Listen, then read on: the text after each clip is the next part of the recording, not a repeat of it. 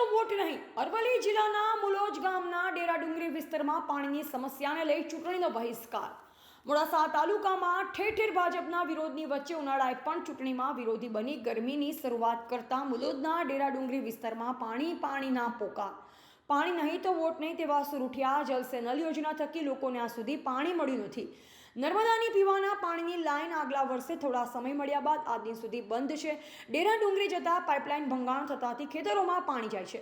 આ બાબતે ગ્રામ પંચાયતમાં વારંવાર રજૂઆત કરવા છતાં સમસ્યાનું નિરાકરણ ન આવતા મતદાન કરવા ગણતરીના કલાકો બાકી છે. ડેરા ડુંગરી વિસ્તારમાં સરકાર દ્વારા પીવાનું પાણી નહીં મળે ત્યાં હાલની ચૂંટણીનો બહિષ્કારની તેમજ આવનાર તમામ ચૂંટણીઓમાં ભાજપ સરકારનો વિરોધ કરીશું તેવી ભાજપના જ કાર્યકર સાથે ગ્રામજનોની ચીમકી ઉચ્ચારી છે. રિપોર્ટર પ્રકાશ ધોબી, મોડાસા.